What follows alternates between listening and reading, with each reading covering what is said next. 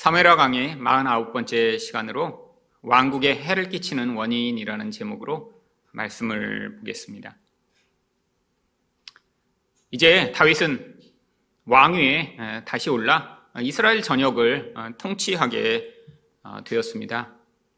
그런데 문제는 아직도 이 왕국에 분열과 갈등을 가져오는 요소들이 여전히 존재하고 있다라고 하는 것입니다.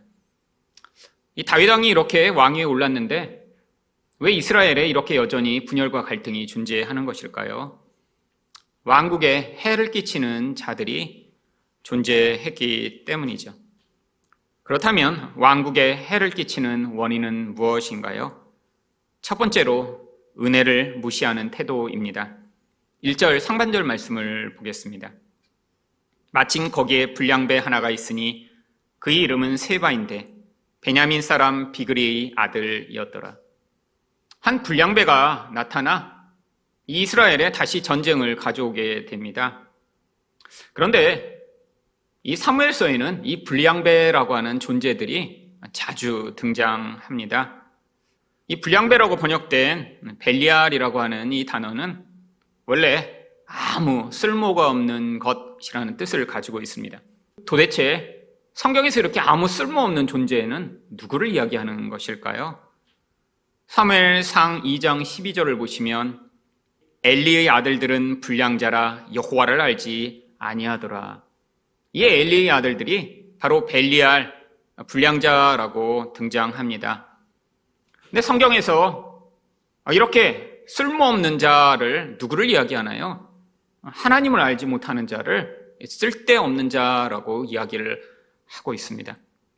그런데 이 엘리의 아들들 말고도 또 이런 불량자가 등장합니다.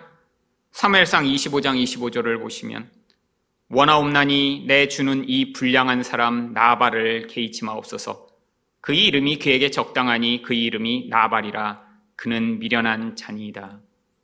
이 나발 또한 벨리알, 이 쓸모없는 자로 등장을 합니다. 그런데 이 나발은 이름 뜻 자체가 미련한 자라고 하는 뜻을 가지고 있습니다. 하나님을 알지 못하는 자, 결국 그 인생이 미련하여 이 세상에서 하나님 없이 살아가는 자들은 결국 쓸모없는 인생을 살아가는 자임을 보여주고 있는 것이죠. 결국 하나님 나라에 이렇게 하나님을 알지 못하며 자기 지혜를 따라 살아감으로 하나님의 지혜 없이 살아가 이 쓸모없는 결과만 남기는 이런 무리들이 바로 벨리알인 것입니다. 결국 하나님을 알지 못하면 당연히 하나님 나라와 그의 영적인 세계에 대한 아무런 것도 깨닫지 못하고 이 땅 가운데 눈에 보이는 것만 집착하며 살아가는 그런 존재가 되겠죠. 우리가 볼 때 미련하다라고 하면 공부를 잘 못하거나 아니면 사회에서 이런 어떤 능력을 잘 발휘하지 못하는 사람이 미련한 사람이라고 생각하기 쉽지만 성경적 관점에서는 그렇지 않습니다. 세상에서 아주 성공하고 가장 좋은 학교를 나왔어도 하나님을 알지 못해 영적인 것에 대해 무지한 자, 바로 이런 사람이 바로 성경의 관점에서 이야기하면 나발과 같은 자요, 미련한 자인 것이죠. 여러분, 영적인 세계는 하나님 없이 우리는 절대로 받아들이거나 이해할 수 없습니다. 세상 가운데 그래서 성공했지만, 최고로 좋은 학교를 나왔지만, 박사가 되고 사람들이 볼 때 야, 똑똑하다 하지만 영적 관점에서 이런 미련한 인생을 살며 결국 아무 쓸모없는 인생으로 살아가는 자들이 얼마나 많은가요? 그래서 성경은 참 지혜를 무엇이라고 이야기하나요? 잠언 9장 10절입니다. 여호와를 경외하는 것이 지혜의 근본이요 거룩하신 자를 아는 것이 명철이니라. 여러분, 하나님을 경외한다는 건 하나님이 어떤 존재인지 바로 알아서 그분을 사랑하고 또한 그분의 그 위엄과 영광으로 말미암아 그 하나님을 온전히 존경하고 두려워하는 것을 경외한다라고 이야기를 하는 것입니다. 하나님이 어떤 존재인지 알기 때문에 그래서 이 세상을 상대적인 것으로 바라보며 이 세상의 것이 전부라고 믿지 않게 되는 것이죠. 여러분, 세상 사람들은 어떻게 살아가나요? 눈에 보는 것이 전부라 이 세상에 끊임없는 부러움과 그런 열등감을 가지며 자기 인생 가운데 모든 것을 눈에 보는 것으로 의존하여 살아가게 돼 있죠. 근데 하나님을 믿는 사람은, 하나님을 참 아는 사람은 그렇지 않다라고 하는 것입니다. 결국 세상에서 똑똑하다, 남들이 볼 때 정말로 탁월하다 하는 그 모든 사람들의 그 지혜를 성경은 무엇이라고 이야기하나요? 고린도전서 3장 18절과 19절을 보시면 아무도 자신을 속이지 말라. 너희 중에 누구든지 이 세상에서 지혜 있는 줄로 생각하거든 어리석은 자가 되라. 그리하여야 지혜로운 자가 되리라. 이 세상 지혜는 하나님께 어리석은 것이니 기록된 바 하나님은 지혜 있는 자들로 하여금 자기 꾀에 빠지게 하시는 이라 하였고. 우리가 볼 때는 세상에서 참 지혜 있구나. 아니 그러니까 자기 처신도 잘하고 투자도 잘하고 성공하는 인생을 살았구나 하는 그런 사람들. 근데 영적 관점에서는 그런 지혜를 참 지혜라고 여기지 아니하고 오히려 하나님의 지혜에 비해 그것들은 미련한 것이라고 하는 것입니다. 우리 또한 이 세상을 살아가며 지혜가 없음을 한탄할 때가 얼마나 많이 있나요? 3년 전에 이렇게 될 것만 알았으면, 그러면 우리 인생이 얼마나 달라지지 않았을까요? 여러분, 세상에서는 끊임없이 어떤 변화들이 찾아옵니다. 그러면서 그 기회를 먼저 잡는 그런 똑똑해 보이는 사람들이 있죠. 3년 전에 이렇게 집값이 오를 줄 알았더라면, 3년 전에 테슬라 주식이 이렇게 500%나 오를 줄 미리 알았더라면. 근데 주변에 남들은 지나고 나서야 깨닫게 되는 것을 미리 깨달아 성공했다라고 하는 사람들이 존재하죠. 그러면 우리는 늘 생각합니다. 부러워. 나도 저런 지혜를 가졌으면 좋았을걸. 내 인생이 달라졌을걸. 이런 후회를 할 때가 얼마나 많이 있나요? 여러분, 그런데 이런 세상 지혜를 가진 사람들이 어떤 인생을 산다는 거예요? 하나님에 대한 미련한 인생을 살아가게 된다는 거예요. 세상의 지혜를 가지니까 세상의 변화와 세상의 움직임이 너무 익숙합니다. 모든 정신이 거기에 팔려 있어요. 세상이 움직이는 그 모든 것을 끊임없이 내가 따라가며 거기에서 조금이라도 더 많은 이익을 얻고자 하는 그런 열망을 가지고 살아가죠. 예전에 TV에서 일본에서 주식으로 성공한 한 젊은이의 그런 다큐멘터리가 나온 적이 있습니다.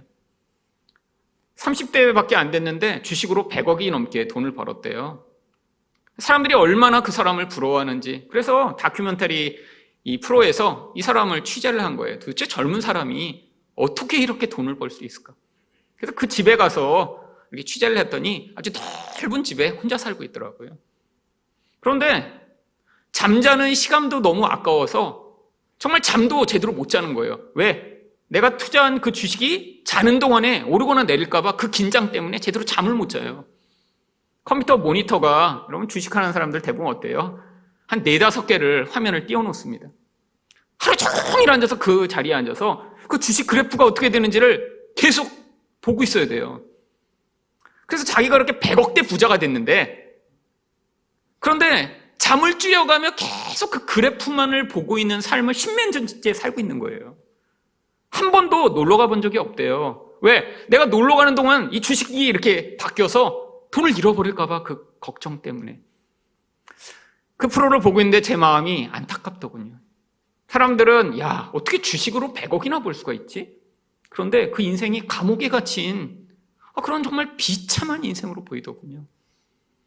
10몇 년 동안 사람을 만나는 적도, 밖에 나가서 여유 있게 밥을 먹어본 적도, 정말 그렇게 많은 돈을 벌었다고 하지만 넓은 집에 가구도 하나도 없어요.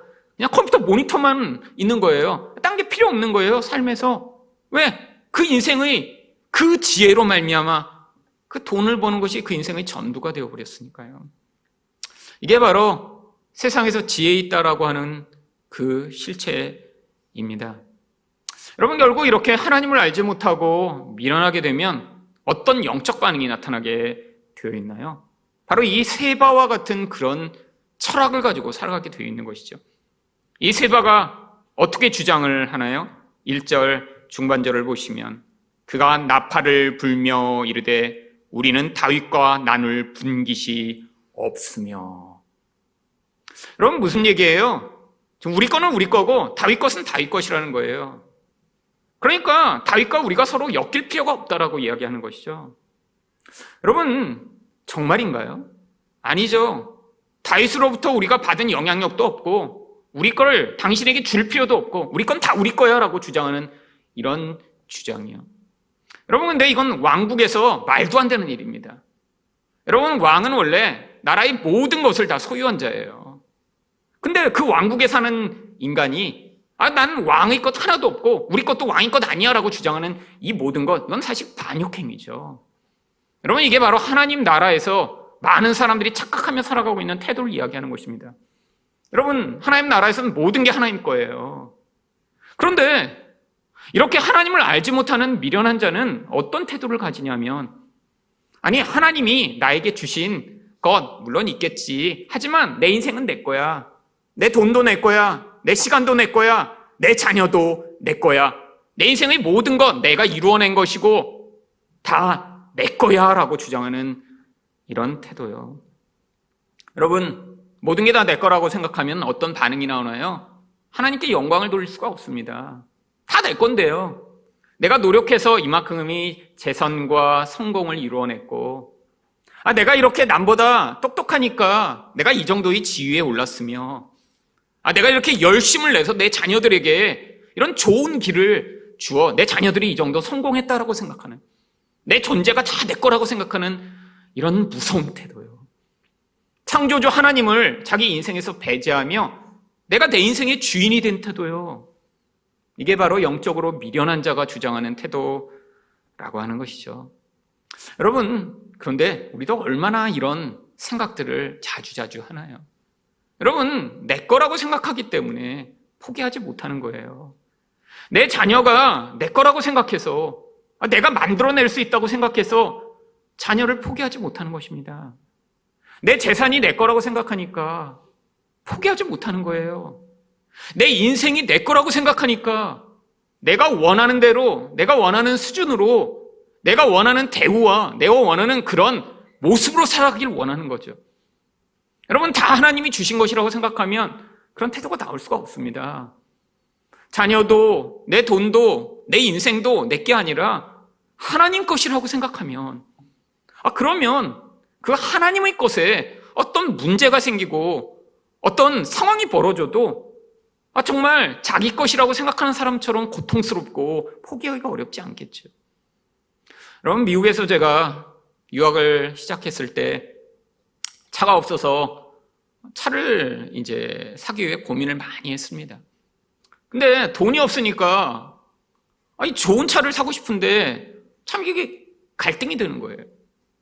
그래서 고민 한참을 하다가 그래서 싸고 좋은 차라고 제 나름대로 결정을 해서 샀다가 결국에는 이 차 파는 사람한테 속아 넘어갔습니다. 여러분, 세상에 싸고 좋은 건 없어요. 뭔가 적정한 금액보다 싸다 그러면 대부분 사기입니다. 근데 그때는 몰랐던 거예요. 그래서 딴 데는 이 정도 가격인데 이 정도밖에 안 되네? 괜찮아 보여. 겉모습은 괜찮았던 거예요. 사고 났더니 엔진이 망가진 차였습니다. 결국에는 그거를 다시 바꾸는 과정에서 엄청난 손해를 봤죠. 제가 가진 거의 대부분의 돈을 다 잃어버렸습니다. 그러고 났더니 정말 병에 걸렸어요. 병에. 그래서 너무너무 충격을 받은 거죠. 내 돈을 다 잃어버렸으니까 이 사기꾼 만나서. 그래서 거의 유학도 이제 못할 지경에 이르렀습니다. 돈 없이 가서 싼 차 사려고 하다가 내 돈을 잃어버렸습니다. 며칠을 고통하다가 그때 하나님의 은혜가 임해서 사실 회복이 됐어요. 근데 어떻게 회복됐냐면 그 절망의 과정 가운데 제가 음성을 들은 거예요. 그때 미국이라 영어로 들었습니다. 하나님이 그때 뭐라고 하셨냐면 I paid for your test. 너희 시험을 위해 내가 돈을 지불했다. 그 음성을 들었는데 그 순간에 그냥 회복해버렸어요. 그 전까지는 제가 내 돈을 다 잃어버렸다고 생각해서 그렇게 죽을 것처럼 고통스러웠는데 그때 그 절망의 과정에서 하나님이 너가 돈을 잃어버리도록 내가 시험의 비용을 대신 지불했다라고 하는 그 음성에 제가 회복했습니다. 왜냐하면 원래 차를 살 수가 없는 상황이었다가 누군가 갑자기 그때 돈을 좀 많이 주셨거든요. 뭐 비싼 차를 살 수 있는 돈이 아니라 그 정도 중고차를 살 수 있는 돈을 주셔서 야, 하나님이 은혜구나 생각해서 갑자기 차를 샀다가 그렇게 된 것이군요. 그래서 그때 깨달았습니다. 이렇게 시험당한 것도 하나님이 다 돈을 지불하신 거구나. 하나님 돈을 잃어버렸다고 생각하니까 그때 제가 확 회복된 거예요. 내 돈인 줄 알고 그렇게 고통했는데 이게 하나님 돈이었구나. 그랬더니 그다음부터 제가 다 털고 일어나 멀쩡해졌습니다. 여러분, 제 인생에서 늘 그렇더라고요. 내 거를 잃어버렸다고 생각하면 절망으로 빠집니다. 왜? 그게 내 인생에서 너무 중요했고 내 건데. 근데 남의 걸 잃어버리면 그렇게 힘들지 않죠. 여러분, 근데 하나님 것이라면요. 여러분, 여러분의 인생이 정말 하나님의 것이라면요. 여러분의 돈이 정말 하나님 것이라면요. 여러분 존재가 정말로 하나님의 것이라면요. 아마 여러분의 많은 태도가 달라질걸요. 여러분, 왜 우리가 인생에서 내려놓지를 못하죠? 내 거라고 생각해서 그래요. 여러분, 예수를 믿는다고 하지만 하나님을 알지 못하면 죽을 때까지 그렇게 살아갑니다. 내 돈이, 내 지위가, 내 자녀가, 내 인생은 내 거야. 여러분, 여기서 벗어나야 우리가 이 세바와 같은 미련하고 하나님을 대적하는 행위를 멈출 수 있는 것이죠. 여러분, 세바는 또 뭐라고 주장합니까? 1절 하반절에서 이새의 아들에게서 받을 유산이 우리에게는 없도다. 이스라엘아 각각 장막으로 돌아가라. 여러분, 다윗이 자기에게 물려줄 게 아무것도 없다라는 거예요. 여러분, 이런 태도가 어떤 태도죠? 배은망덕한 태도죠. 여러분, 지금 이 이스라엘은 이 다윗이 통치하기 전에는 전쟁으로 말미암아 정말 아주 폐허가 된 상태였습니다. 아니, 몇백 년 동안 이들은 사사기 시대 내내 주변 민족으로 말미암아 엄청난 수탈을 당했어요. 농사를 지어놓으면 다 뺏어가 버리고, 아니 조금만 안정된 기반을 이루려고 하면 옆에서 쳐들어와서 다 망가뜨려 버리고. 여러분, 사울 때에도 블레셋과의 전쟁이 끊이지 않았습니다. 이스라엘 전역을 다 이 블레셋군이 한번 휩쓸고 지나가면 죽임을 당하고 수탈을 당하고 여자와 아이들은 유린을 당하는 그런 고통스러운 인생을 살았죠. 여러분, 근데 다윗 때에 이르러서야 이들이 처음으로 평화란 것을 맛보게 된 것입니다. 아니, 다윗이 블레셋과 전쟁하여 쫓아냈고요. 북쪽, 서쪽에 있던 모든 적들을 평정하여 처음으로 이들이 평안한 삶을 살게 된 거예요. 여러분, 그들이 농사를 지으며 그들이 그 안에서 사는 게 참 좋네. 우리가 예측할 수 있는 이 인생을 이렇게 사는 게 참 평안하구나라고 느낀 게 처음인 거예요. 그런데 우리가 받은 게 아무것도 없고 앞으로도 받을 게 없다고요? 어떻게 이런 배은망덕한 태도를 보일 수 있죠? 여러분, 이게 바로 영적으로 미련한 자가 하나님께 반응하는 태도라고 하는 것입니다. 하나님이 우리에게 주시는 은혜가 아무것도 없어. 다른 사람은 저렇게 은혜를 받았다고 교회 열심히 다니니까 뭔가 인생에서 달라지고 변화가 있는 것 같은데 도대체 나한테는 뭘 주셨지? 내 인생에는 고통과 눈물과 이런 슬픔뿐인데 도대체 하나님이 나한테 주신 게 뭐야? 늘 불만족한 거죠. 여러분, 하나님이 나에게 주신 게 아무것도 없다라고 생각하는 이 배은망덕한 태도. 여러분, 사실 우리가 노골적으로 하나님은 나한테 은혜를 안 주셨어라고 이야기를 하지는 않습니다. 근데 영적으로 미련한 자들은 늘 불만족해요. 왜? 우리를 만족해 하는 기준을 자꾸 엉뚱한 데 두고 있기 때문이죠. 뭐에 두고 있어요? 남과 비교하는 것에 두고 있죠. 여러분, 어떤 학자는 그래서 이 현대 시대의 가장 강력한 바이러스를 코로나가 아니라 바로 부러움과 수치를 야기하는 문화라고 이야기합니다. 사람들에게 끊임없이 자랑하고 부러워할 거리들을 만들어낸다는 거예요. 저 차 타면 정말 좋겠다. 저 시계? 저 시계 차면 정말 좋겠다. 저런 집에 살면 정말 행복하겠다. 어머, 저 가방만 있으면 정말 좋겠다. 끊임없이 부러움을 야기하는 문화예요. 근데 문제가 무엇이죠? 남들이 그렇게 좋다라고 하는 것들을 부러워하기 시작하면 당장에 부끄러움을 가지게 된다는 거예요. 나는 저게 없는데, 나도 저런 인생을 살고 싶은데 나는 저렇게 살지 못하는데, 그러니까 자꾸 부끄러워요. 정말 시계를 좋아하는 사람은 남이 수천만 원짜리 시계를 찬 걸 보고 자기 시계를 감출 수밖에 없어요. 그 부끄러움을 벗어나고자 사람들에게서 뭘 하나요? 짝퉁을 사죠, 짝퉁. 나도 그걸로 자랑하고 싶은 거예요. 근데 그걸 못하면 짝퉁이라도 사서 가장하고 싶은 거죠. 이게 부러움과 수치의 문화입니다. 여러분, 이게 뭐예요?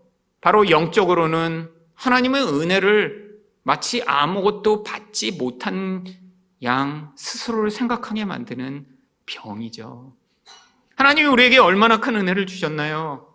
소망 없던 자에게 참 소망을 주셨고, 영적으로 죽어 죄 가운데 벗어날 수 없는 우리에게 그 죄 사함의 은혜를 베풀어 주셨으며, 이기성에 매여 자기밖에 알지 못하는 자가 다른 사람을 조금이나마 사랑할 수 있는 자들로 만들어가고 계시며, 두려움 가운데 매여 영원히 벗어날 수 없는 자리에 있는 우리들에게 그 두려움을 벗어나 참된 하나님을 경유할 수 있는 그런 은혜를 베풀어 주셨는데, 그런 하나님이 우리에게 주신 은혜는 하나도 기억하지 못하고 남과 늘 비교하며, 왜 나에겐 이런 은혜를 안 주시지? 왜 남들이 가지고 남들이 누리는 저런 삶은 나는 살지 못하지? 그래서 내적으로 남과 비교하며 끊임없이 나는 받은 은혜가 아무것도 없어 라고 생각하게 만드는 이 영적 미련함이요. 여러분, 성경은 그래서 뭐라고 얘기합니까? 모든 게 하나님 거라고 얘기해요. 로마서 11장 33절과 36절을 보시면, 깊도다 하나님의 지혜와 지식의 풍성하며 그의 판단은 헤아리지 못할 것이며 그의 길은 찾지 못할 것이로다. 이는 만물이 주에게서 나오고 주로 말미암고 주에게로 돌아감이라.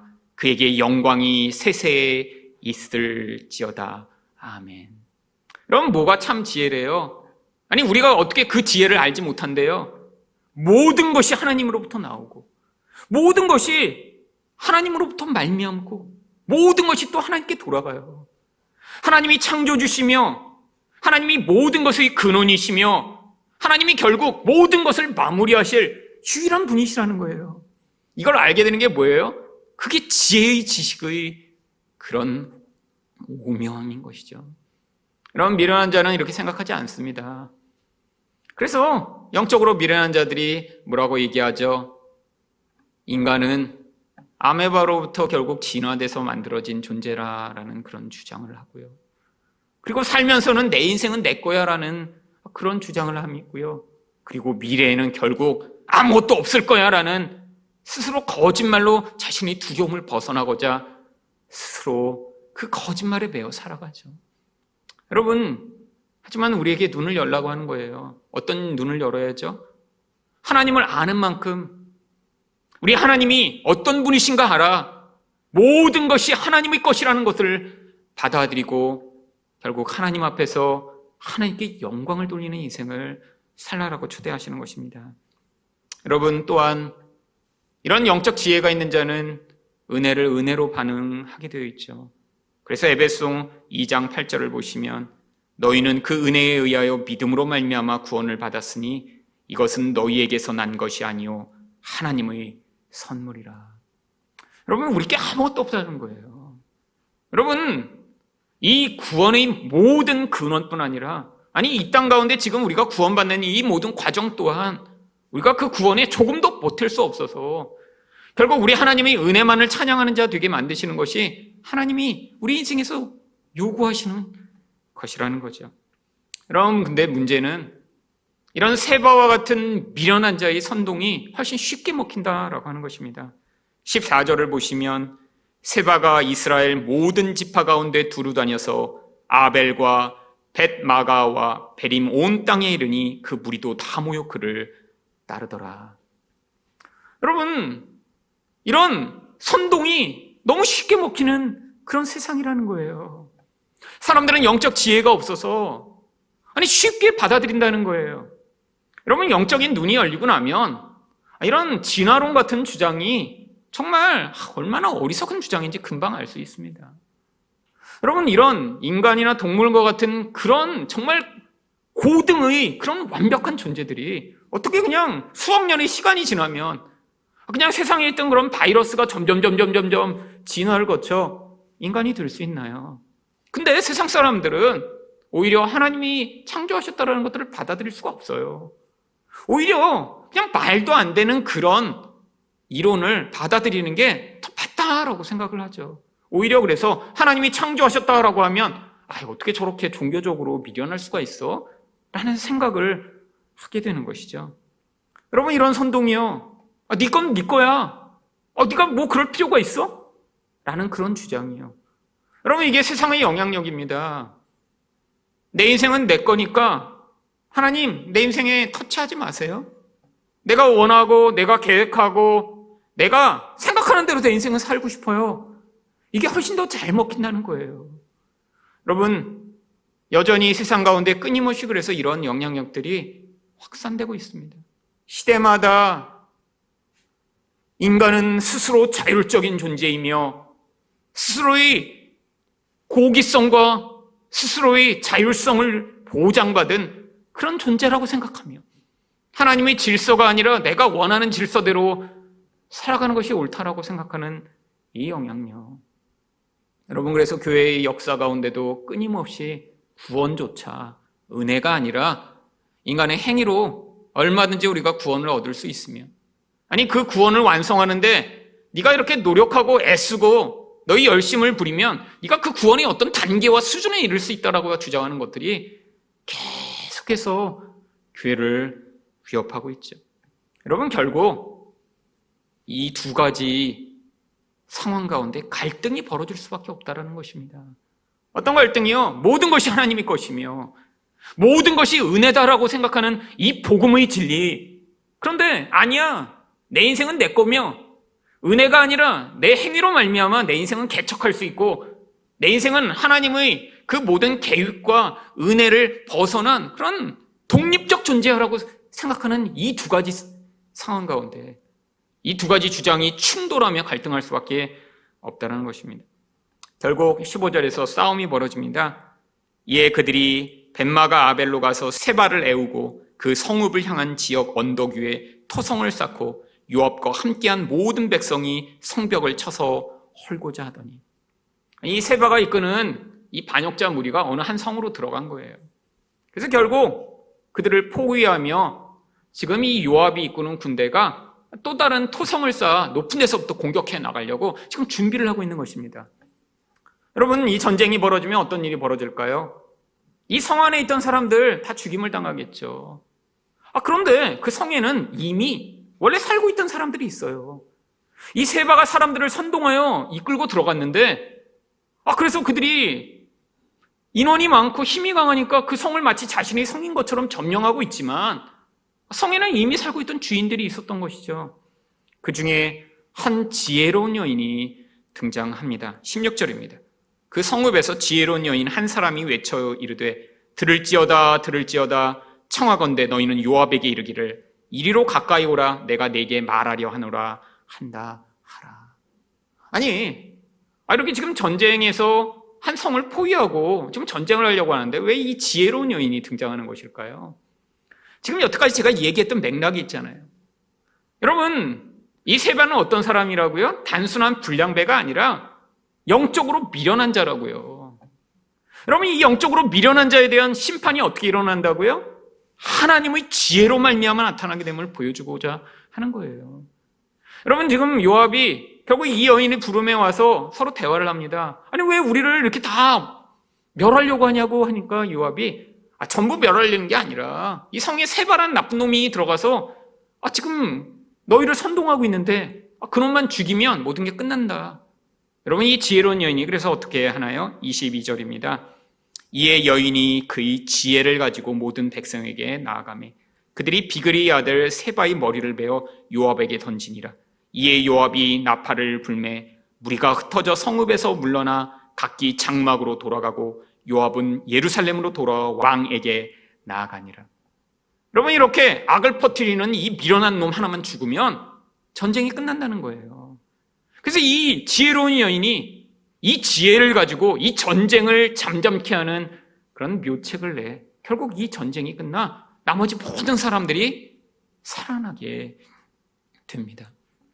여러분, 결국 하나님을 알지 못해 미련하게 살아가는 모든 자들에게 어떤 심판이 임하는 것임을 지금 성경이 보여주고자 하는 거예요. 스스로는 지혜롭다 생각하며 내가 이렇게 인생을 개척하고 내 지혜로 말미암아 내가 이렇게 성공했으며 투자를 해서 돈을 많이 벌었어, 내 인생은 내 거야 라고 생각하는 이 모든 미련한 자들, 결국 하나님의 지혜로 말미암아 심판을 당하게 되어 있습니다. 그래서 고린도전서 1장 25절에 하나님의 어리석음이 사람보다 지혜롭고 하나님의 약하심이 사람보다 강하니라. 여러분, 인간이 아무리 지혜롭다라고 주장하며 스스로 높아지려고 하고 스스로 나의 지혜로 내가 얼마든지 하나님 없이도 살 수 있다고 생각하는 그 모든 자들이 그 모든 것, 근데 하나님이 혹시 미련하시더라도 이 인간의 그 최고의 지혜보다 훨씬 더 똑똑하시다는 거예요. 아니, 인간과 하나님 사이에 도대체 그 갭을 메울 수 없다는 거죠. 여러분, 그래서 하나님이 사용하시는 방법이 뭔지 아세요? 고린도전서 1장 27절을 보시면 그러나 하나님께서 세상의 미련한 것들을 택하사 지혜 있는 자들을 부끄럽게 하려 하시고 세상의 약한 것들을 택하사 강한 것들을 부끄럽게 하려 하시며. 왜? 여러분이 인간이 스스로 지혜롭고 능력 있다라고 하는 그런 존재들을 하나님이 사용하시면 어떤 일이 벌어질까요? 내가 내 능력으로, 내가 열심을 부렸으니까 내가 없으면 이 교회가 어떻게 될까? 이런 생각을 하는 사람들을 하나님이 사용하시면 문제가 벌어지는 거예요. 여러분, 그래서 하나님이 어떤 사람들을 사용하세요? 약한 자, 미련한 자. 그래서 나중에 그를 통해 무슨 일이 벌어져도 어떻게 이런 일이 벌어졌지? 나는 절대로 할 수 없는데 하나님이 하신 것이구나, 이런 반응을 원하시는 거라는 거예요. 여러분, 하나님은 철저하게 홀로 영광을 받기를 원하십니다. 우리가 보면 이거 독재 같죠. 하나님 너무 독재자야, 어떻게 자기만 영광을 받으시려고 하지? 여러분, 하나님만 영광 돌리도록 만들어진 존재가 우리라는 거예요. 하나님이 모든 것의 시작이며 모든 것이 하나님으로부터 말미암고 모든 것이 하나님께 돌아가니까 여러분, 인간으로 말미암아 하나님은 온전히 우리 하나님만을 찬양하며 우리 하나님만 온전하신 분이라고 높이며 우리 하나님께만 영광을 돌리도록 인간을 만들었는데 그 하나님의 영광이 이 인간에 의해 찬탈되는 것, 그게 가장 무서운 반역이죠. 여러분, 그래서 지금 절대로 하나님은 스스로 교만하여 내가 뭔가 할 수 있다라고 생각하는 자, 아니 이 정도면 내가 하나님 나라에 유익된다고 생각하는 자, 하나님이 나를 사용하시지 않으면 도대체 누굴 쓰시겠어? 라고 생각하는 자는 하나님이 안 쓰신다는 거예요. 왜? 하나님만 영광 받으시기를 원하시니까요. 여러분, 그래서 하나님이 이렇게 하시는 이유가 바로 고린도전서 1장 29절에 이는 아무 육체도 하나님 앞에서 자랑하지 못하게 하려 하심이라. 여러분, 우리가 자랑할 게 없다라는 거예요. 여러분, 이 사실을 아는 자만, 그래서 우리 인생에서 뭔가 좋은 일이 나타나면, 아니 내가 그런 하나님의 뜻을 이루는 데 사용되면, 아니 내가 사랑을 하게 되면, 내가 헌신을 하게 되면, 심지어는 내가 나의 돈이라고 생각한 것들을 포기해 헌금을 하게 돼도 그 모든 것이 다 우리로부터 말미암은 것이 아니라 우리 하나님의 은혜입니다, 하나님이 하신 것입니다, 이런 반응이 나올 수 있도록 하나님이 이런 약하고 미련한 자들을 통해 일해 나가신다는 거예요. 여러분, 그런데 이 하나님의 이런 우리 눈에 볼 때 가장 미련해 보이는 것이 무엇인가요? 바로 십자가입니다. 그래서 고린도전서 1장 18절을 보시면 십자가의 도가 멸망하는 자들에게는 미련한 것이요 구원을 받는 우리에게는 하나님의 능력이라. 여러분, 십자가는 지금도 그래서 여전히 하나님이 일하시는 방법입니다.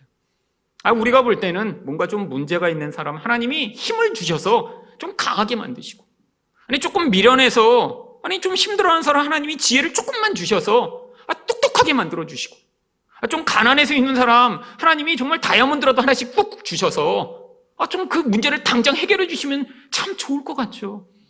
제가 옛날에 그렇게 많이 생각했었어요. 그때는 그 하나님의 도움을 받고자 그래서 기도를 많이 한 거죠. 왜? 내가 다른 걸로 하나님의 그런 은혜를 받아낼 방법이 없으니까, 그래 내가 할 수 있는 게 유일한 게 기도니까 기도라도 많이 해서 가다가 이 세상이 정말 하나님이 다 만드셨는데 그중에 다이아몬드 하나만 나한테 주시면 되지 않을까? 이런 생각을 했던 거죠. 여러분, 이게 미련입니다. 아니요, 십자가의 방법은 정반대예요. 여러분, 우리가 볼 때 하나님이 그렇게 우리 약함을 조금만 도와주시는 이 방법으로 우리를 뭔가 하나님이 능력을 보셔서 사용하셨으면 좋겠는데, 아니 오히려 하나님은 우리 인생에 고난이라는 과정을 주시고 낮아짐이라는 은혜의 수단을 통해 우리 인생이 진짜로 하나님만 영광 돌리는 존재가 될 수 있도록 바꾸어 나가신다는 거예요. 여러분, 저도 제 인생을 돌아보면 참 미련하고 실패하고 약함과 고난으로 점철된 인생이었습니다. 근데 참 그게 너무 감사한 거예요. 왜요? 물론 그 과정을 지나는 건 너무 힘들었죠. 근데 그 과정이 없었으면 지금 제가 하나님을 제대로 알 수 있을까요? 아니, 제가 20대 때 알던 그 하나님으로 여전히 여러분한테도 그 잘못된 신학을 계속해서 가르치고 있겠죠. 지금부터 우리 한 달 동안 매일 아침 금식을 하며 하나님께 간구해 봅시다. 기적을 이루실 것을 우리가 기대하며 우리가 조금만 더 노력해 봅시다. 조금 더 헌신하여 하나님의 은혜를 우리가 얻어냅시다. 아마 맨날 이렇게 설교하고 있겠죠. 여러분, 아니요. 여러분, 이런 잘못된 영향력의 근거에 뭐가 있나요? 결국에는 내 힘으로 뭔가 얻어내서 그래서 뭔가의 유익을 얻어내고 싶은 이 무서운 욕망이 도사리고 있는 것이죠. 여러분, 그런데 오히려 그 고통스러운 과정, 실패하고 하는 일마다 안 되고 비참하고 고통스러운 과정이 제 인생 가운데 하나님이 누구신가 발견하게 하고 그 무서운 죄악을 조금씩 내려놓게 되는 과정이었다라고 하는 것입니다. 여러분, 그게 십자가의 방법이에요. 우리 인생에서 우리가 기대하는 뭔가 늘 좋은 일이 일어나고 문제가 있으면 당장 해결되는 이런 방법이 아니라 당장은 고통스러워 보이고 힘들고 옆에서 바라보기만 해도 뭔가 내가 해결책이 있으면 좀 도와주고 싶은데, 근데 하나님은 오히려 그 과정들을 우리가 지나가게 하심으로 우리를 더 성숙하고 온전하며 이 미련함으로 점철된 우리 인생이 하나님의 지혜를 가진 인생이 될 수 있도록 우리에게 은혜를 베풀어 주신다라고 하는 것이죠. 여러분, 우리도 다 세바와 같은 존재입니다. 하나님을 잘 알지 못해 내 건 내 거야, 내 인생은 내 거고 내 자식도 내 거고 내 돈도 내 거고 내 시간도 내 거고 아무도 내 인생에 간섭하지 마라고 이야기하며 살아가던 우리들, 하나님이 주시는 은혜를 깨닫지 못하고 늘 불만족하고 억울해하며 살아가던 우리들, 하나님이 십자가의 방법으로 정말로 이 미련함으로부터 벗어나 지혜를 가진 자가 되도록 만들어주시기를 축원드립니다. 두 번째로 왕국에 해를 끼치는 원인은 무엇인가요? 자기 욕망에 사로잡힌 태도입니다. 전쟁이 일어나자 다윗은 이 전쟁 지휘관에 아마사를 임명합니다. 4절입니다. 왕이 아마사에게 이르되 너는 나를 위하여 3일 내로 유다 사람을 큰 소리로 불러 모으고 너도 여기 있으라 하니라. 3일의 시간을 주고 군대를 모아오러 간 거예요. 근데 왜 아마사한테 이 일을 부탁한 것일까요? 바로 이 압살롬의 군대의 지휘관이었던 이 아마사를 다시 회복시켜줘서 지금 이 유다의 그런 두려움을 잠잠케 이 아마사로 말미암아 다시 통합하고자 하는 이 다윗의 생각 때문이었죠. 그래서 사무엘하 19장 13절에 바로 이런 두려워하는 유다 사람들한테 아마사를 군대 장관으로 세워줄 거라고 약속을 했었습니다. 너희는 또 아마사에게 이르기를 너는 내 고륙이 아니냐? 내가 요압을 이어서 항상 내 앞에서 지휘관이 되지 아니하면 하나님이 내게 벌 위에 벌을 내리시기를 바라노라 하셨다 하라. 여러분, 근데 요압이 지금 죽었나요? 근데 왜 이 아마사를 이렇게 군대 지휘관에 세우겠다고 한 거죠? 여러분, 이 다윗도 사실 그러니까는 지금 이 요압에 대해서 굉장히 불편한 마음이 있는 거예요. 왜요? 자기 말을 안 들었잖아요. 아들 좀 봐주라고 그랬는데 근데 가서 죽여버렸잖아요. 그러니까 지금 군대 장관에서 면직시키고 대신 그 자리에 아마사를 세운 것입니다. 이게 바로 다윗 입장에서 보면 일거양득이죠. 이 압살롬 군대 편에 섰던 아마사를 죽여버리면 지금 이 유다 사람들이 다 두려워하여 다 도망갈 테니까 그래서 다시 회복시켜 주면서 미운 요압을 군대 장관의 자리에서 내려오게 만든 것이죠. 근데 지금 막 이렇게 반역이 점점 커져가고 있는데 이 아마사가 군대를 데리고 3일 안에 오질 않습니다. 5절입니다. 아마사가 유다 사람을 모으러 가더니 왕이 정한 기일에 지체된지라. 왜 3일이나 줬는데 지금 왜 군대를 모아 오지 않고 있는 것일까요? 첫 번째 이유는 사람들이 다시 전쟁에 나가기를 지금 꺼려하고 있어서 그렇습니다. 여러분, 이 당시 이스라엘의 군인들은 지금처럼 상비군이 아니었어요. 원래 평소에는 농사 짓고 밭일하던 사람들인데 그들을 지금 전쟁이 있다 다 와라 그러면 그들이 와서 전쟁을 하는 거예요. 심지어는 칼을 가진 사람도 몇 명 되지 않았습니다. 여러분, 이 사무엘상에 보면 전쟁이 일어났는데 이 칼을 가진 사람이 물론 철로 만든 칼이죠. 철로 만든 칼을 가진 사람이 딱 둘밖에 없었다고 성경 기록하기도 해요. 사울과 요나단 외에는 나머지는 다 못 들고 온 거예요. 청동칼 아니면 호미, 삽 이런 거 들고 온 거예요. 여러분, 그러니까 지금 사람들이 다시 오라고 그러니까 금방 전쟁이 벌어졌다고 흩어졌는데 다시 모으기가 쉽지 않았죠. 근데 또 다른 이유도 있습니다. 이 아마사가 카리스마가 별로 없는 거예요. 여러분, 앞에 한 번도 이 아마사가 이런 뭔가의 자기 실력을 발휘하고 영향력을 미친 이야기가 기록되어 있지 않습니다. 그냥 지금 압살롬이 반역을 일으키니까 거기 붙어서 군대 장관이 됐는데 이 요압이나 아비새처럼 이스라엘의 전쟁에서 뭔가 영향력 있는 역할을 하지 못했던 거예요. 늘 3인자였던 거죠. 그러니까 이제 압살롬 편에 붙은 거예요. 자기가 늘 정말 위력 있고 영향력 있는 그런 자리에 서고 싶은 욕망은 있는데 능력은 없던 자. 그러니까 지금 사람들이 금방 모이지 않았던 것입니다. 그러니까 지금 이 다윗 마음이 급해지기 시작했어요. 그래서 이미 지금 이렇게 역할을 맡겼다가 다시 아비새에게 새 역할을 줍니다. 6절 말씀입니다. 다윗이 이에 아비새에게 이르되 이제 비그리의 아들 세바가 압살롬보다 우리를 더 헤아리니 너는 내 주위 부하들을 데리고 그의 뒤를 쫓아가라. 그가 견고한 성읍에 들어가 우리들을 피할까 염려하노라. 여러분, 이 아비새는 요압의 동생입니다. 그래서 요압이 아니라 이 아비새에게 맡긴 거예요. 어떻게든 요압은 이 군대 장관의 지위로 복귀하지 못하도록 지금 계속 배제시키고 있는 것이죠. 여러분, 근데 요압이 가만히 있을 사람입니까?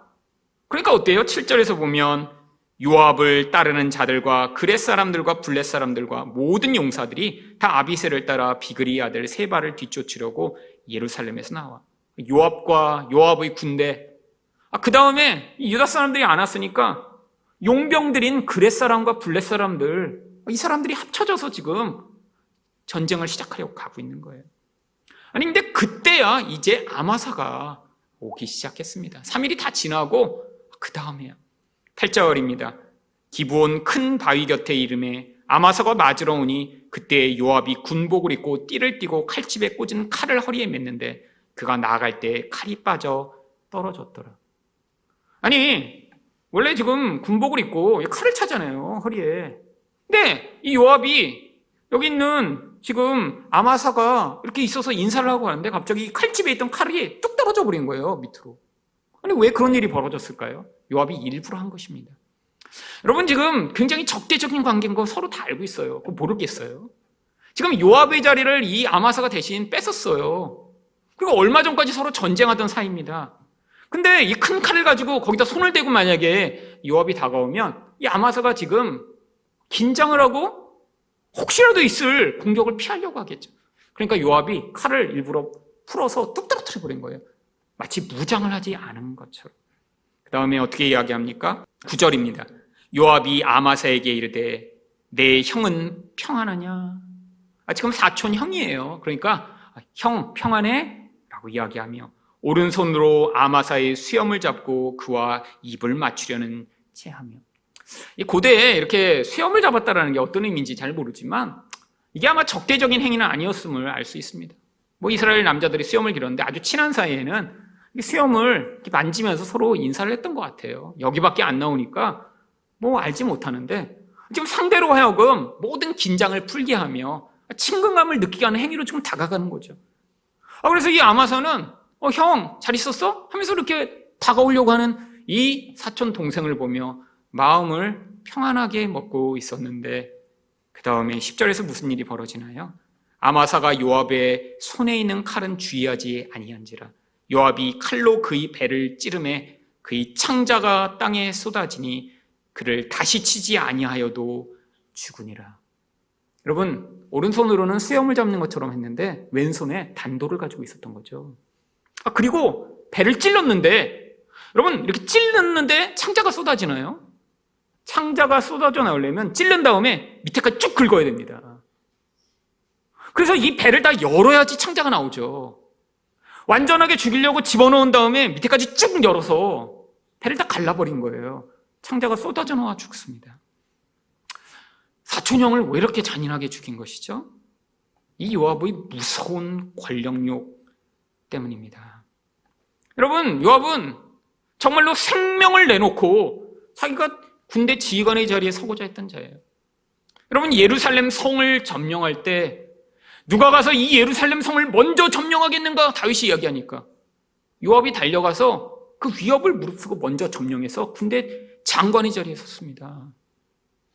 여러분, 이 강력한 권력욕이요.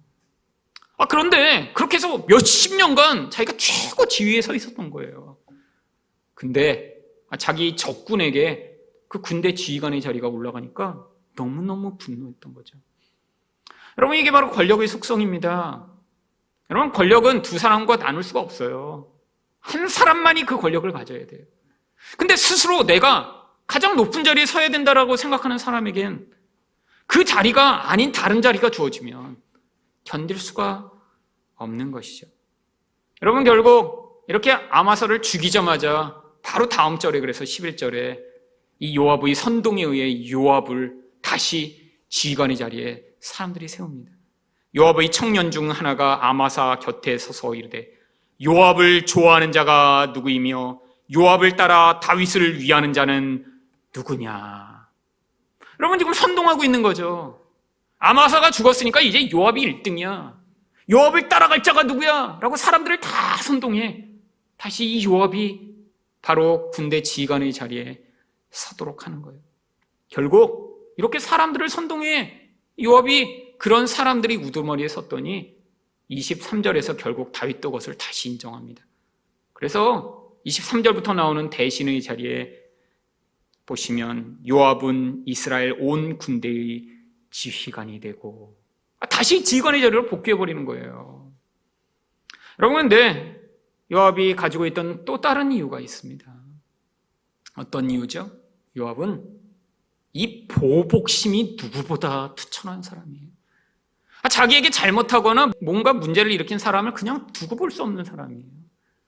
여러분, 바로 전까지 지금 서로 적대시해서 싸웠잖아요. 원수였어요. 누군가를 죽이냐 아니면 내가 죽임을 당하냐의 문제를 가지고 지금 싸우던 존재예요.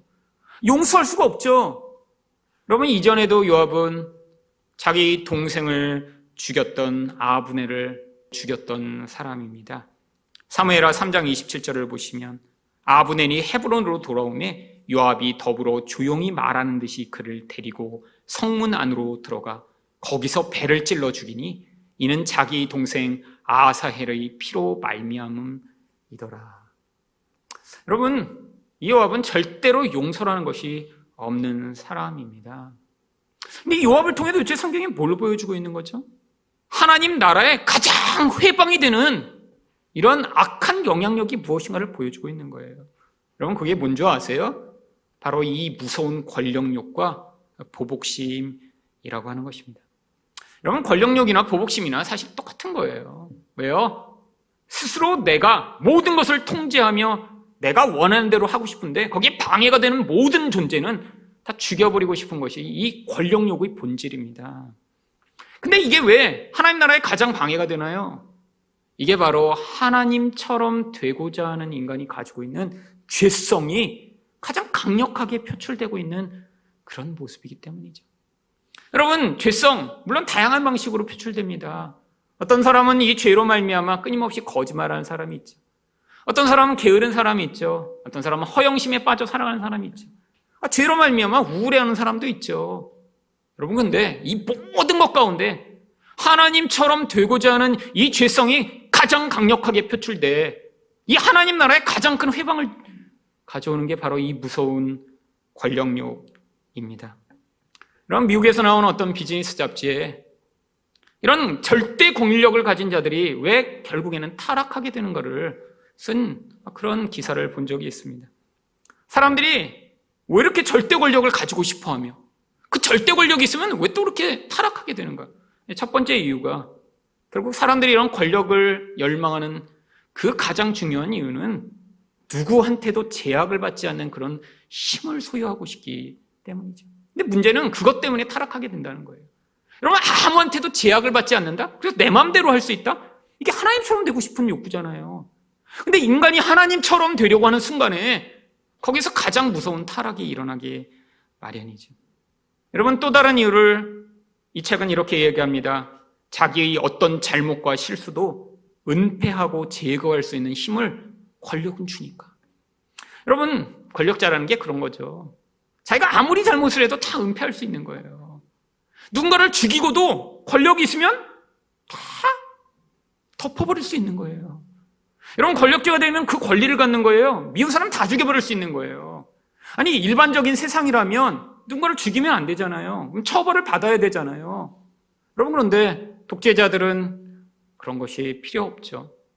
미운 사람이 있으면 고사포를 쏴서 사람을 죽여도 다 면제가 되는 그 절대 권력이에요.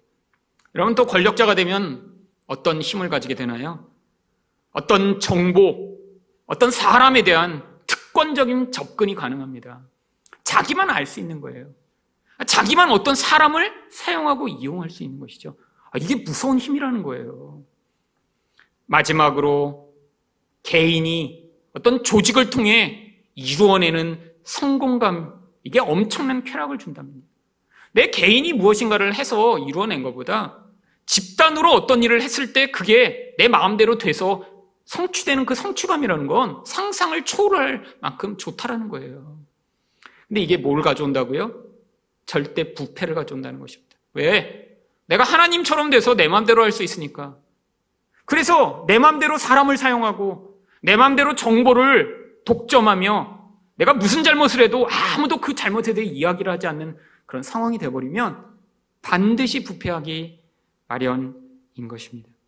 여러분, 이게 권력이 주는 무서운 힘이에요. 무서운 유혹이죠. 여러분, 사람들은 다 그래서 이 권력을 갖기를 원합니다. 세상에서 당연히 그 권력을 열망하죠. 여러분, 근데 권력을 가지고 뭘 하고 싶은 거예요? 마음에 안 드는 자들을 다 죽여버리고 매장시켜버리고 싶은 거죠. 여러분, 이게 무서운 것입니다. 여러분, 우리도 세상 사람 가운데 지도자를 뽑을 때가 있죠. 대통령을 뽑고. 근데 여러분, 절대로 이런 사람은 뽑으시면 안 돼요. 자기가 가진 힘으로 누군가를 보복하고 매장시켜서 절대로 자기에게 보복하지 못하게 만들려고 하는 이런 사람이요. 여러분, 이게 인간이 권력을 소유하고 싶은 욕망입니다. 내 마음대로 하고 싶어서요. 아무도 그 사람에게 개입하지 못하도록요. 여러분, 그래서 성도라면 반드시 이 무서운 권력욕과 보복심에서 벗어나야 합니다. 여러분, 성도인데 아직도 내가 권력을 독점하여 내 마음대로 하고 싶은 욕망이 여러분 안에 가득 있으세요? 여러분, 그게 꼭 나라의 정치를 해야 나타나는 모습인가요? 여러분, 가정에서, 교회에서, 아니 여러분이 다니는 직장에서 우리는 끊임없이 우리 안에 있는 이 무서운 권력욕을 들킵니다. 내 마음대로 안 되면 화나고 힘들고 고통스러운 우리의 모습이요. 여러분, 그래서 예수님이 제자들에게 아주 신신당부하신 그런 첫 번째 내용이 바로 이런 권력이라는 것이 무엇인가를 가르치시고자 한 거예요. 마가복음 9장 35절을 보시면 예수께서 앉으사 12 제자를 불러서 이르시되 누구든지 첫째가 되고자 하면 무사람의 끝이 되며 못사람을 섬기는 자가 되어야 하리라. 여러분, 이건 단순히 높아지면 그러면 청소하고 뭐 이런 거 하라고 얘기하신 게 아니에요. 인간의 가장 무서운 욕구가 청소 안 하고 싶은 욕구인가요? 여러분, 훨씬 더 강력한 욕구는요, 다른 사람들이 내 맘대로 하기를 원하는 그 욕구입니다. 내 뜻대로 남이 움직여지고, 근데 그걸 내려놓는 자리에 서는 게 섬기는 자라는 거예요. 여러분, 많은 사람들은 이런 진짜 낮아짐, 진짜 하나님 노릇하는 것이 무엇인가를 알지 못하기 때문에 코스프레 하죠, 코스프레. 청소하고 뭔가 가난한 그런 모습을 띠면 사람들이 낮아졌구나. 여러분, 그런 거 얘기하는 거 아니에요. 여러분, 속아 넘어가지 마세요. 여러분, 이 낮아짐의 자리라는 건 권력의 자리에 서서 내 맘대로 하고 싶은 이 욕구를 내려놔 하나님의 뜻대로 진짜로 행할 수 있는 자가 되는 것, 이게 낮아짐의 자리죠. 아무리 청소하고 아무리 뜯어진 구두를 신고 빵꾸난 양복을 입는다고 인간은 진짜 그 본질 안에 있는 하나님처럼 되려고 하는 그 무서운 욕구를 내려놓을 수 없습니다. 이거는 하나님만이 만들어내실 수 있는 거예요. 은혜로만 말미암는 결과입니다.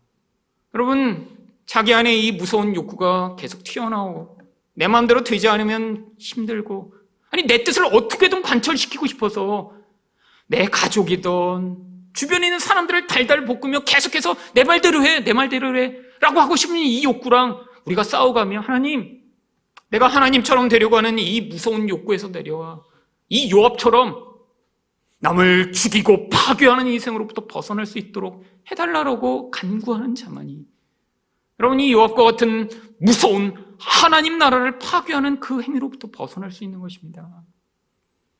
여러분, 또한 예수님이 무엇을 가르치셨나요? 마태복음 6장 14절과 15절을 보시면, 너희가 사람의 잘못을 용서하면 너희 하늘 아버지께서도 너희 잘못을 용서하시려니와 너희가 사람의 잘못을 용서하지 아니하면 너희 아버지께서도 너희 잘못을 용서하지 아니하시리라. 여러분, 우리가 용서를 해야 하나님이 용서를 하신다는 건가요? 아니에요. 제가 주기도문 강의할 때 말씀을 드렸지만 이 용서라는 건 인간의 본질로부터는 나올 수 없는 것입니다. 어떻게 남을 그렇게 용서할 수 있어요? 그러니까 누군가를 용서할 수 있다는 건 이제 인간의 수준을 벗어나 하나님의 은혜가 그 인생 가운데 찾아오게 된 결과라는 거예요. 그럼 무슨 일이 벌어집니까? 여러분, 불가능한 용서를 한다고 생각해 보세요. 그 존재가 이미 하나님의 용서를 받은 자며 결국 그 인생의 끝에는 그가 그런 완전한 용서로 말미암아 하나님 나라에 가게 될 것이 확정된다는 거예요. 여러분, 지금 누군가 계속 미우세요? 절대로 마음에서 난 저 인간만은, 내가 저 한 사람은 내가 끝까지 품고 가리라, 난 한 놈만 미워해, 이런 마음으로 여러분 살고 계세요? 여러분, 지금 심각하게 여러분에게 물어보셔야 됩니다. 나는 정말 은혜를 받은 자인가? 아니면 은혜 받은 것처럼 행세하고 예수 믿고 교회 다니는 것처럼 가장하는 그런 요압과 같은 자는 아닌가? 여러분, 하나님이 우리에게 그래서 그렇게 용서 못한 인간들을 자꾸 붙여주시는 거예요. 여러분, 세상에서 그렇게 다 용서가 가능한가요? 아니요. 우리 얼마나 힘든지 여러분 다 아시잖아요. 정말 한 사람을 넘었다고 생각하면 또 다른 사람이 생기는 이 인생의 끝이 없는 이 법칙, 여러분 계속 가는 것입니다. 여러분, 그게 우리 본질이에요.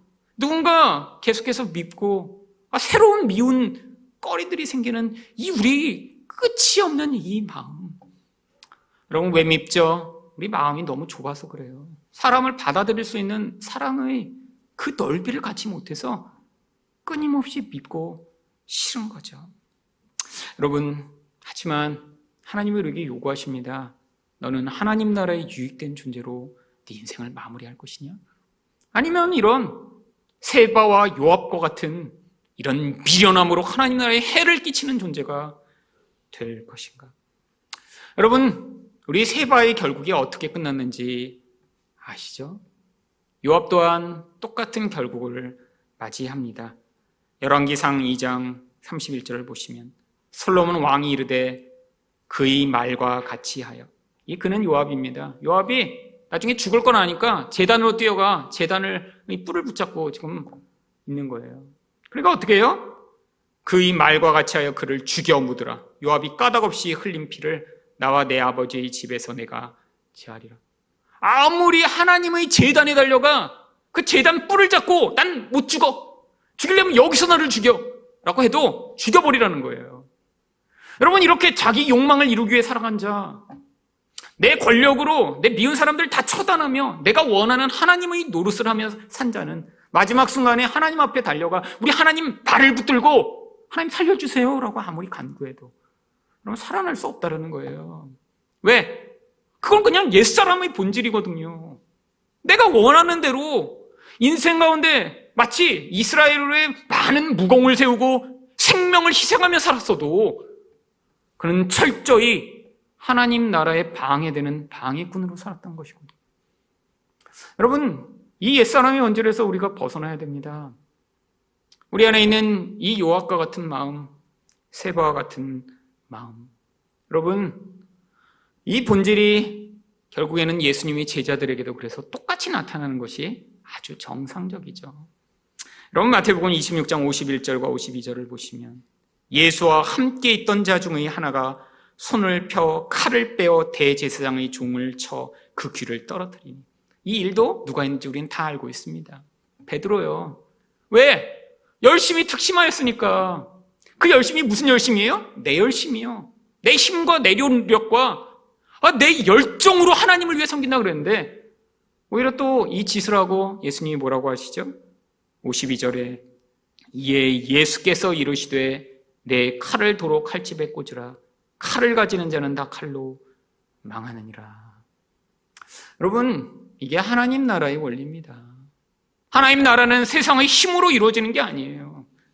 하나님 나라는 우리 능력과 우리 열정으로 이루어지는 게 아니에요. 하나님 나라는 우리 지혜와 우리 능력으로 이루어지는 게 아니에요. 하나님 나라는 바로 이렇게 미련하고 낮아진, 세상적으로 볼 때 별거 아닌 것 같은 존재가, 모든 것이 하나님의 은혜입니다. 모든 것이 하나님의 것입니다. 나는 하나님의 뜻대로 살고 그 낮아짐의 자리에 서서 내 인생이 내 뜻대로 되지 아니하여도 받아들이며 하나님이 요구하시는 대로 용서하며 살겠습니다라고 그렇게 고백하는 그 인생을 통해 하나님이 일해 나가신다라고 하는 거예요. 여러분, 우리도 우리 뜻이 있습니다. 여러분, 여기 있는 모든 분이 다 자기 뜻이 있어요. 저도 저 뜻이 있고요. 여러분도 여러분 뜻이 있죠. 여러분 집에서도 다 의견이 다 다르잖아요. 여러분, 우리 인생은 그래서 끊임없이 훈련해야 합니다. 뭘요? 내가 또 하나님 노릇하려고 하는구나. 내 마음대로 하려고 하는구나. 내 뜻과 내 생각이 좌절되면 이렇게 그래서 분노하고 또 세바처럼 또 요압처럼 살아가려고 하는구나. 여러분, 이것을 깨달은 자만이 바로 그 세바와 요압과 같은 미련한 자리에서 벗어나 우리 하나님 나라의 유익된 존재로 인생을 마무리할 수 있을 것입니다. 여러분의 인생이 이렇게 하나님 나라의 가장 유익된 존재로 마무리하시기를 예수 그리스도의 이름으로 축원드립니다.